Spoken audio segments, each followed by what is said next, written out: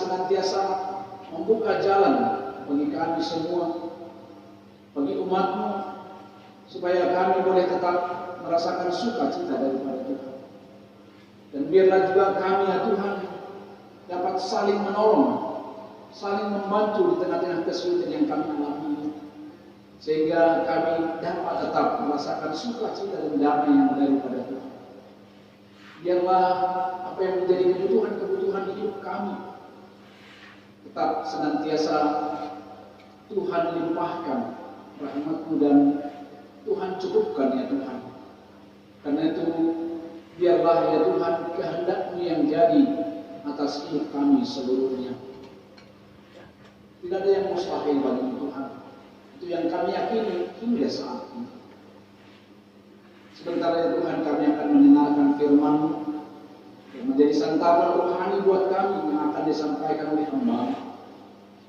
Buka hati dan pikiran kami. Biarlah terlebih dahulu Tuhan mengampuni kami dari segala dosa kami, supaya kami layak menerima firman-Mu. Buka hati kami dengan kuasa Roh Kudus-Mu, sehingga kami boleh mengerti akan firman-Mu dan dikuatkan untuk melakukannya dalam kehidupan kami sehari-hari. Hamba-Mu juga yang akan menyampaikan firman-Mu. Tuhan berikan hikmat, sehingga hamba-Mu boleh berbicara seturut dengan kehendak Tuhan. Dalam nama Yesus, Tuhan dan Juru Selamat kami berdoa. Amin. Untuk menyambut firman Tuhan, marilah kita angkat pujian dari PKJ nomor 138 ayat 1 dan ayat 2.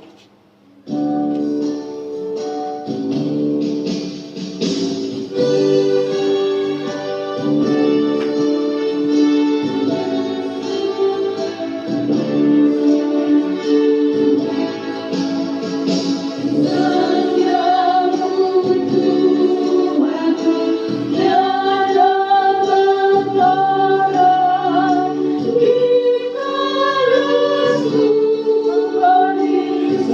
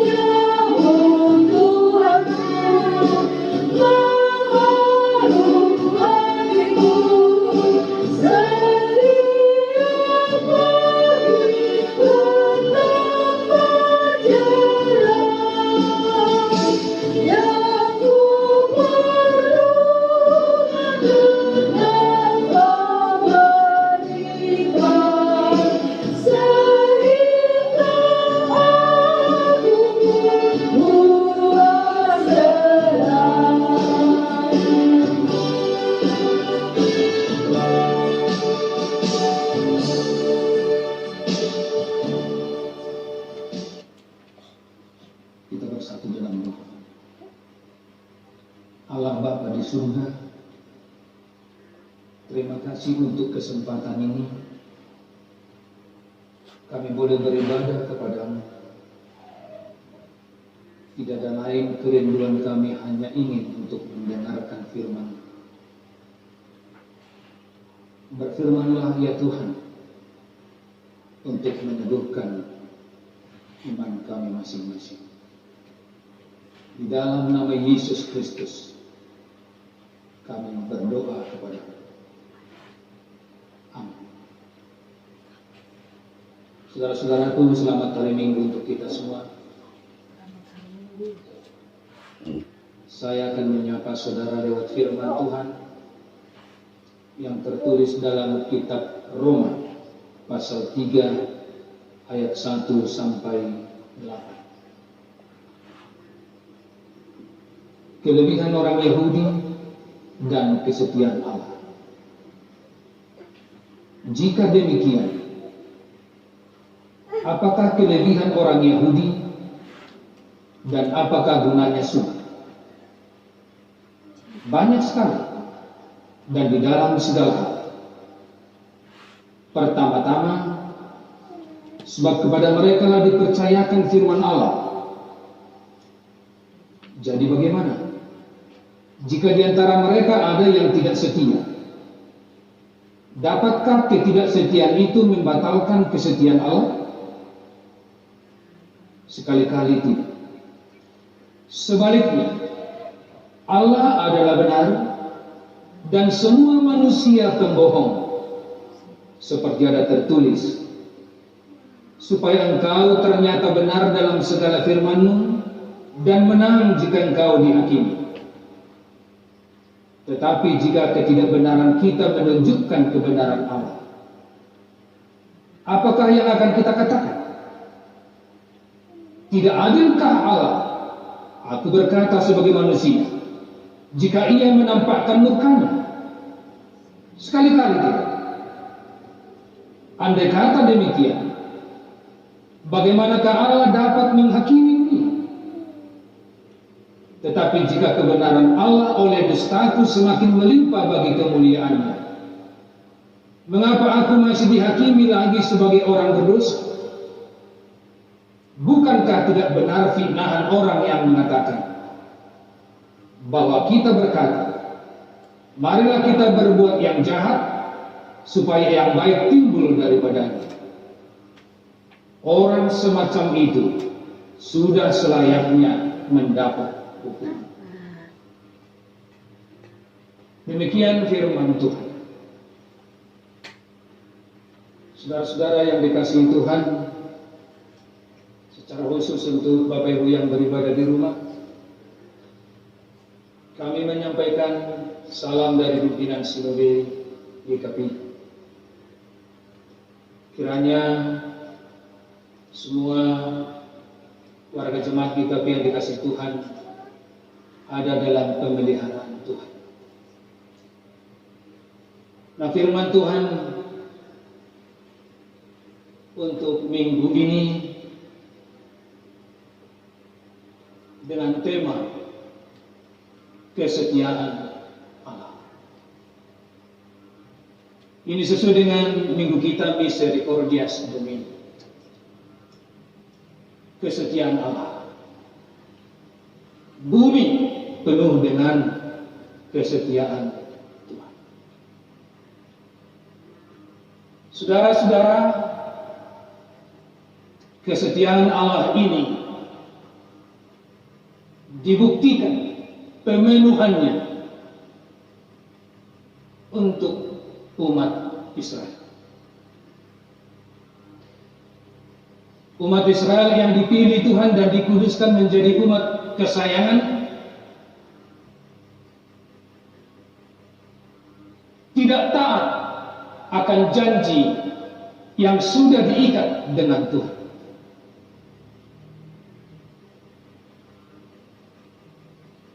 Disebutkan dalam firman ini bahwa sesungguhnya Israel memiliki kelebihan dari bangsa lain. Mereka dipercayakan firman Tuhan. Kalau dipercayakan untuk apa? Dipercayakan supaya firman itu menjadi pedoman hidup umat Israel. Dipercayakan supaya firman itu betul-betul menjaga perilaku Israel hidup dalam kekudusan. Karena Tuhan berfirman, Aku kudus, maka kamu harus hidup kudus. Tetapi ketidaktaatan menjadi bukti pelanggaran janji mereka terhadap Tuhan. Dan pertanyaannya sekarang, jika mereka kedapatan ada yang tidak setia kepada Tuhan, apakah ketidaksetiaan mereka itu membatalkan kesetiaan Tuhan? Dikatakan tidak. Allah tetap mengasihi umat Israel. Allah tetap mengampuni umat Israel. Tetapi jangan salah saudara, bahwa salah satu janji itu juga adalah hukum. Dalam Ulangan 7 ayat 10 jelas disebut bahwa Allah akan menghukum orang yang membenci Dia, dan hukuman tidak pernah ditangguhkan untuk orang-orang yang melakukan kejahatan.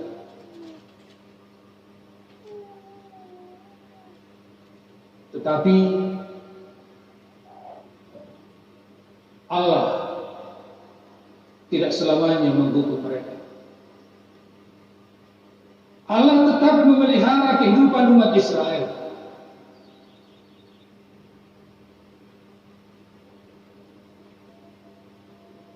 Kita juga membaca firman hari ini.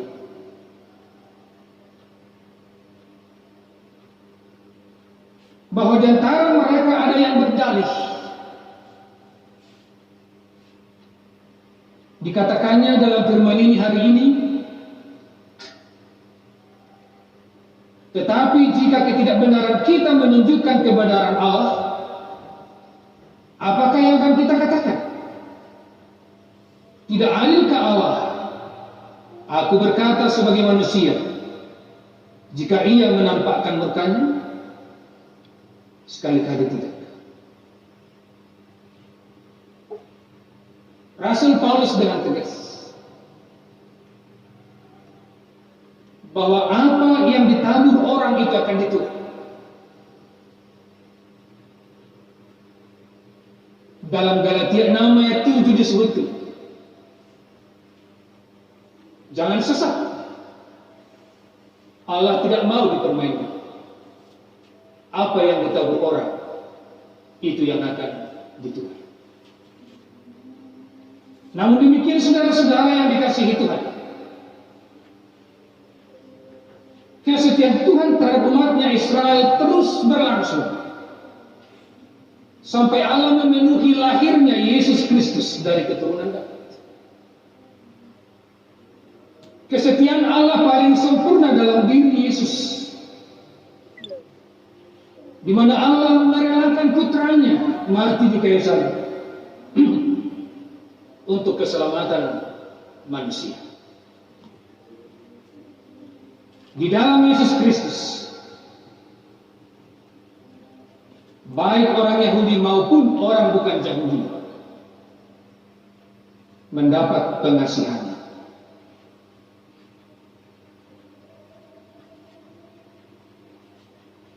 Bukan hanya itu Bapak Ibu saudara-saudara,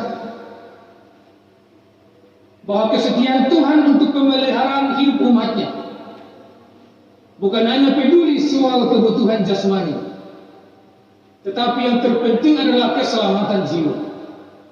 Bahwa di dalam Yesus, kesetiaan Allah dinyatakan untuk menjamin kehidupan yang kekal. Saudara-saudara yang dikasihi Tuhan, pada minggu ini, Minggu Misericordias Domini, kasih setia Tuhan, bagaimana kita saudara-saudara merespon?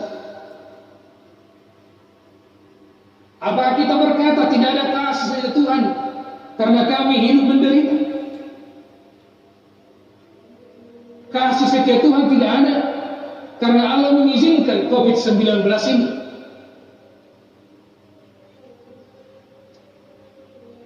Bapak Ibu saudara-saudara yang dikasihi Tuhan, mari hidup dengan firman Tuhan. Dalam Yesaya 55 ayat 8, Allah berfirman, rancanganku bukanlah rancanganmu, dan jalanmu bukanlah jalan.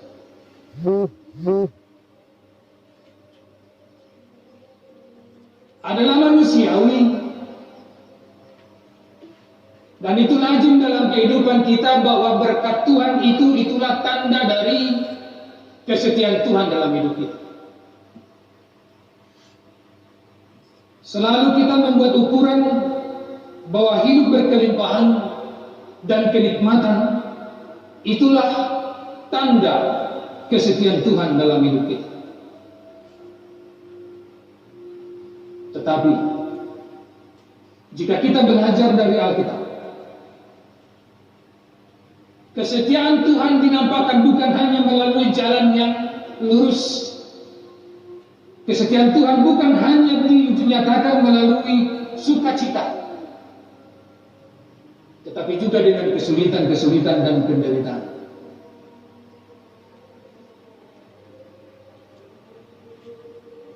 Bolehkah kita Bapak Ibu saudara-saudara merenung sebentar? Apa kira-kira rencana Tuhan di balik terjadinya COVID-19 ini? Mari kita semua berharap kepada Tuhan bahwa ada sesuatu yang baik nantinya akan Tuhan lakukan.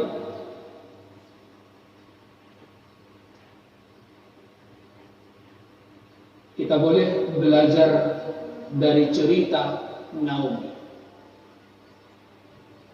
Naomi istri Elimelek, orang Bethlehem, dengan 2 anak, Malon dan Kili. Pada masa dulu terjadi kelaparan. Elimelek dan Naomi, mereka berangkat pindah ke Moab, membawa semua kekayaan bersama dengan suami istri dan anak-anaknya. Manusia berencana, tetapi Tuhan yang menentukan. Saya tahu Bapak Ibu saudara-saudara bahwa semuanya kita, baik perusahaan, organisasi, sudah merencanakan yang baik, yang terbaik untuk dilakukan tahun 2020 ini. Tetapi dengan peristiwa COVID-19 menghentikan semuanya itu dan harus berpindah kepada rencana lain. Naomi dan Elimelek pindah ke Moab. Apa yang mereka dapatkan saudara? Elimelek suaminya meninggal dunia. Malon dan Kilian juga anaknya yang 2 itu meninggal dunia. Tinggal hanya Rut, menantu yang setia kepadanya. Mereka kembali ke Bethlehem. Apa yang dikatakan Naomi sudah? Ia berkata, jangan sebutkan aku Naomi, sebutkanlah aku Mara. Sebab Dia Maha Kuasa telah melakukan banyak yang pahit kepadaku. Dengan tangan yang penuh aku pergi, tetapi dengan tangan kosong Tuhan memulangkan aku.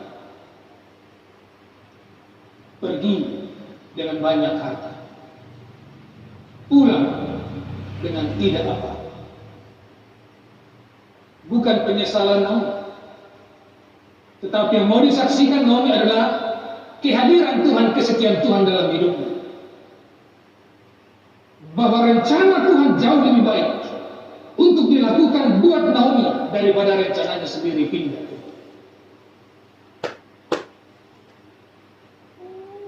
Saudara, siapa menyangka kalau Naomi harus menimang cucu dari Rut yang bernama Obed, yang menjadi kakek Raja Daud. Dari sana keturunan yang melahirkan Yesus. Nah, Bapak Ibu saudara-saudara, jika itu pernah terjadi kepada Naomi, bahwa Tuhan juga memakai penderitaan untuk mendidik, bahwa Tuhan memakai penderitaan untuk memperingatkan, tetapi Tuhan juga memakai penderitaan untuk melindungi, bahwa Tuhan tidak ingin kita jauh dari Dia. Tuhan tidak ingin kita sombong di hadapannya. Tuhan tidak mau kita meninggikan hati di hadapannya. Tuhan mau kita rendah hati di hadapannya. Rencana Tuhan yang terbaik dalam kehidupan Naomi. Bapak Ibu saudara-saudara, jangan berputus asa, tapi mari kita berharap kepada Tuhan bahwa di balik daripada rencana ini ada rencana yang terbaik yang akan kita terima dari Tuhan. Yang kedua, Bapak Ibu saudara-saudara yang dikasihi Tuhan, saya mengutip dari cerita yang ditulis oleh William Barclay yang bernama Lord Dinsani yang kembali dari Perang Dunia Pertama. Ia bercerita bahwa ia pernah berkata kepada dirinya sendiri. Jadi ini perenungan. Luar biasa bahwa saya tetap hidup. Apakah kiranya yang Allah kehendaki dengan sisa hidup yang istimewa itu? Cerita singkat ini hendaknya membangkitkan semangat rohani kita.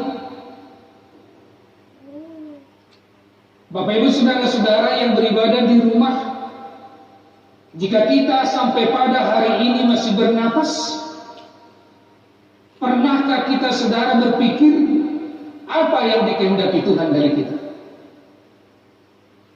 Kalau kita selamat dari mara bahaya dan kita hidup sampai sekarang, apa yang Tuhan inginkan dari kita? Jika kita sembuh dari penyakit, apa yang diinginkan Tuhan dari kita saat ini? Firman Tuhan mau berpesan kepada kita, supaya kita yang pertama saudara dipercayakan Tuhan untuk memberitakan kasih setia-Nya. Jangan sampaikan yang memberi keputusasaan kepada orang lain. Jangan ucapkan yang tidak menyemangati orang lain. Tapi sampaikanlah kata-kata kalimat yang menyemangati orang lain. Yang kedua, jika kita mengalami, jika kita terpelihara dalam kasih setia Tuhan pada hari ini, maka Tuhan pun menghendaki kita mengaplikasikan itu. Marilah saudara setia kepada anggota keluarga. Suami, marilah semakin setia kepada istri, dan istri, marilah setia kepada suamimu. Orang tua tidak hanya mencari harta, berilah waktu yang banyak, tanda kesetiaan kepada anak-anakmu. Setialah juga kepada tetanggamu. Dan yang terpenting pada saat ini, di mana akibat COVID-19 ini kesulitan hidup terjadi, maka kita dipanggil untuk bermurah hati kepada saudara-saudara kita. Kita dipanggil untuk membuktikan kasih setia Tuhan dengan berbagi apa yang ada, yang kita miliki untuk orang lain.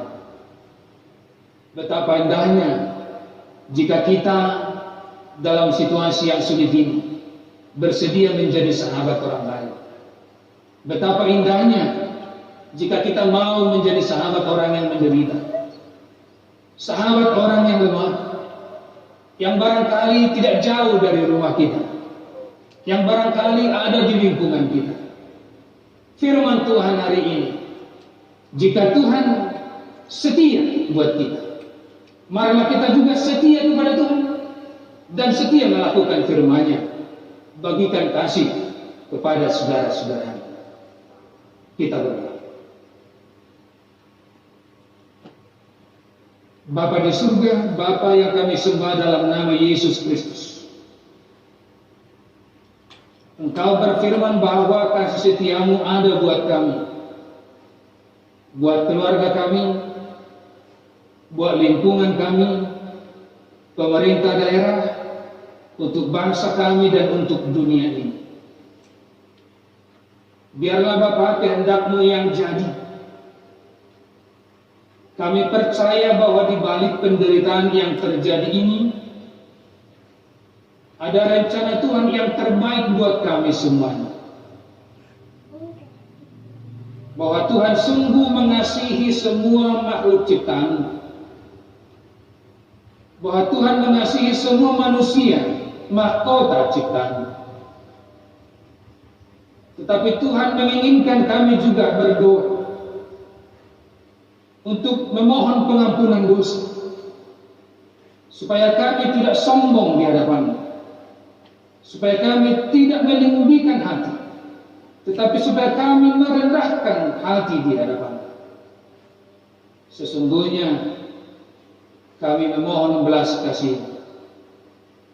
Biarlah Tuhan kasih setiamu selalu menyertai kami semua, menyertai gereja, menyertai hamba-Mu, menyertai orang-orang yang lemah, menyertai orang-orang yang sakit, menyertai orang-orang yang ada di garda depan untuk menghalau COVID ini. Biarlah Tuhan kasih setiamu menyegarkan semua makhluk hidup di dunia ini. Kami berdoa di dalam nama Yesus Kristus Tuhan kami. Amin.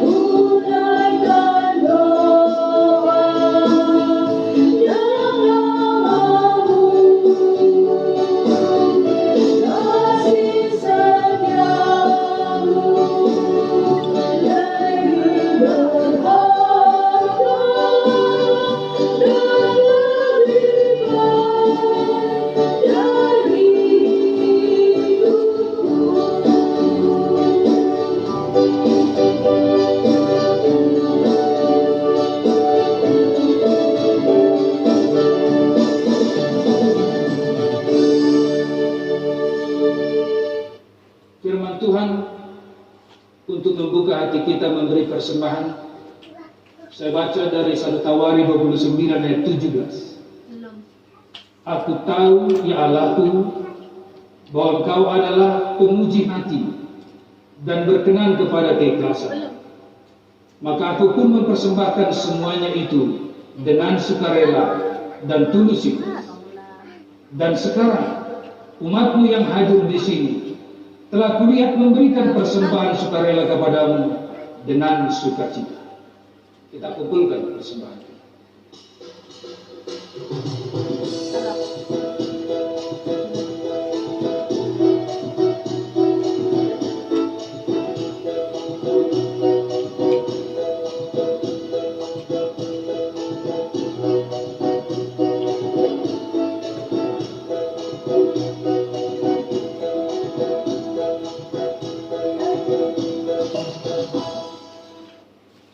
Marilah kita bangkit berdiri, kita berdoa menyerahkan persembahan kita kepada Tuhan.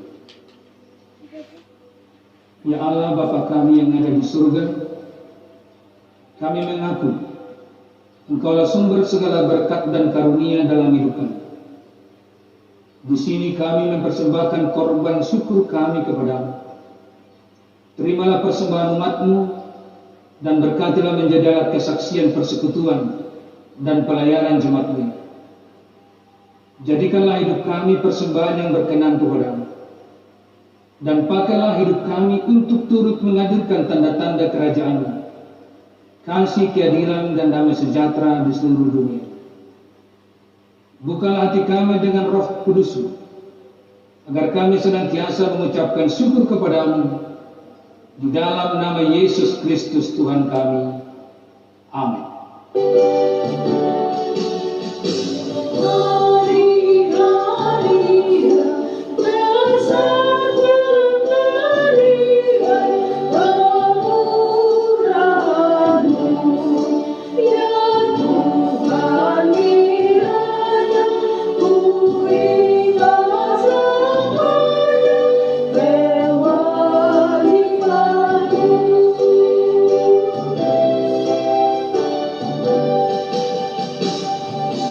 Bapa kami yang di surga, dikuduskanlah nama-Mu.